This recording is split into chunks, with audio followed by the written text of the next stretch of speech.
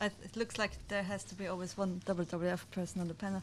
But I'm in the thick of this, not by myself. I just wanted to start out by pointing out that the three of us have been working together, and I can see quite a lot of people in the audience as well who have been part of the group of NGOs who have been working on that for a really, really long time, and think tanks as well. Andrew is looking a bit sad. So we have been working on that a lot, and I want to pick up on where Alison started.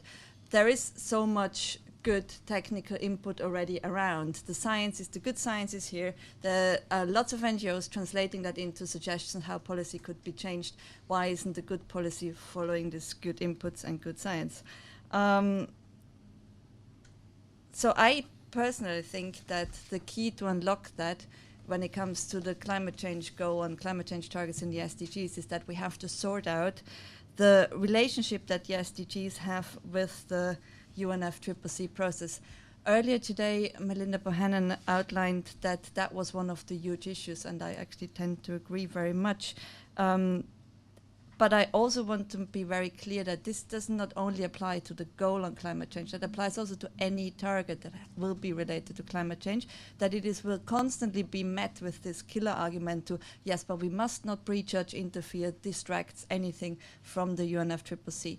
We know, like Andrew and others pointed out, that the current version of the climate change goal that we received from the Open Working Group is the vaguest, the weakest, and the weirdest of all of the goals there. It's the vaguest. It doesn't have any numbers attached. It doesn't have any years, deadlines, anything.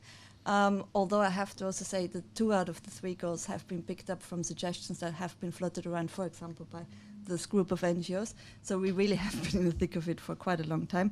But still, it is the vaguest. It is the weakest. It has only 3 targets compared to all the other goals who have a lot more. And it is the weirdest because it has this funny footnote about, but we have to acknowledge that the UNFCCC is the only place where real action happens on climate change. I'm paraphrasing, but that's what it roughly says. In order to unlock this, we have to start with the weirdest. So we have to work to make it less weird. Then I think we can move on to make it less vague and less weak. And that is a political task. That really is a political task. And Kit wished that I outline quickly where the politics are lying here, and I will try to do that in a nutshell. We saw at the last session of the Open Working Group that many blocs were really very much in favor, speaking out in favor of a climate change goal. Let me please preamble that with everybody in the room was for integration across the framework. So climate change should be integrated across the framework. There's no discussion about that. That's a done deal. Now, the climate standalone goal itself, there were several blocs who were speaking out in favor, including the SIDS, so the Small Island Development States, the LDCs, least developing countries, and CARICOM. Many of them, why they did that, obviously because for many of them it's due to their sheer survival, but there are also other reasons. For example, it makes quite a nice bargaining chip further down the line, and that is something we have to take into account, and where we have to show some political snout, and especially the governments negotiating will have to show some political snout how to deal around that. Then there are countries, the big countries, that are absolutely against it, and that includes China, Brazil, and India. And that's a bit sad because they obviously have a lot of power in the negotiations. I thought maybe also pick out the 3 countries that were discussed earlier. Kenya, for example, represented through their co-chair, so actually not a country position but a neutral position, but they were extremely supportive of having climate change really front center, backbone everywhere. Colombia, together with Guatemala, one of the great supporters of the climate change goal as well, and part of the early fan club, including Bangladesh and others. And what was it? Indonesia, doesn't like the climate change goal at all whatsoever. They would like to see a sustainable consumption production goal instead, which would help. So that's the political landscape. Now, why don't the UNFCCC and the SDGs don't mix that well? Lots of it has been said already. In a nutshell, it is not clear what December will bring, so how can we say in September what December will bring? There is a bit of a problem that we can't prejudge or delay or anything like that. There are also lots of concerns about the nature of the two agreements. One is voluntary, one is legally binding. There are concerns that a voluntary framework might distract from the legally binding one.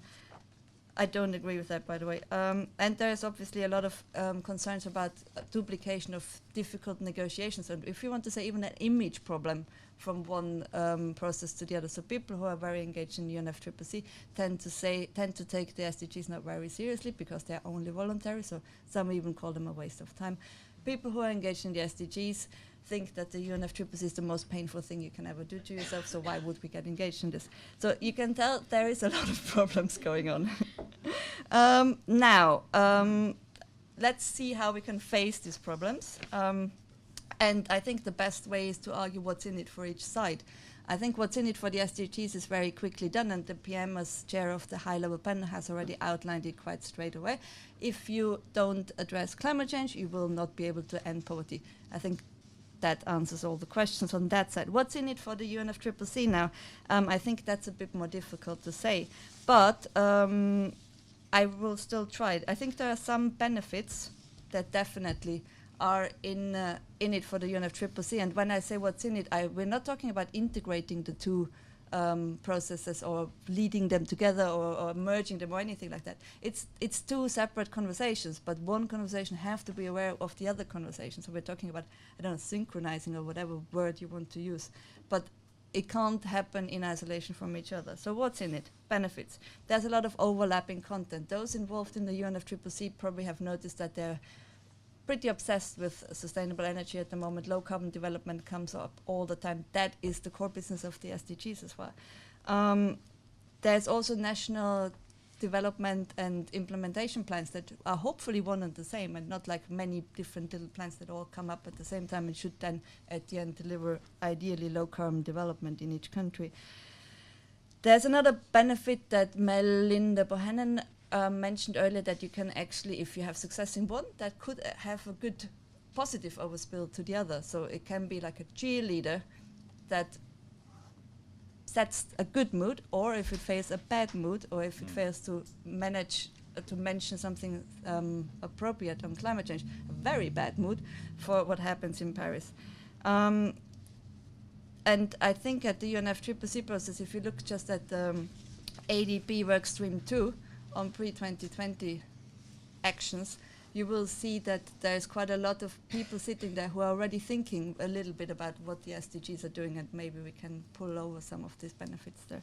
There's also another thing that is really important. So if you don't see any benefits, I've got 1 minute left and 2 points, that's brilliant.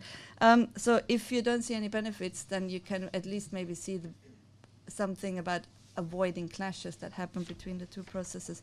One clash is in finance, and that is a train wreck sure to happen at some point. Both processes have identified an increased need for finance. Both need more money in order to deliver what they want to deliver, and both look at the same pots. So sooner or later there will be some clash happening if this conversation doesn't happen in a more coherent and comprehensive manner. The same about CBDR. Many people think that if you don't talk about climate change in the SDGs, you avoid talking about CBDR. That's rubbish, because CBDR is a principle coming from Rio, and SDGs are post-Rio process. So CBDR is going to happen with or without climate change anyhow. And then it's also quite unavoidable. That's the third reason what's in it for the UNFCCC. The two processes meet in the year 2014, this month, in New York. There is on the 23rd the climate summit, on the 24th the opening of the UNGA debate. The same heads of states, if they come, will go first to the climate summit and then to the UNGA debate to talk about both topics.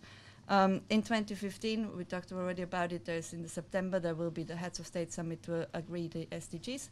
Then after that in Paris the summit to agree the climate deal. And after that in 2016 there's a lot of implementation to happen, which is also going to happen at the same time in the same countries by the same people.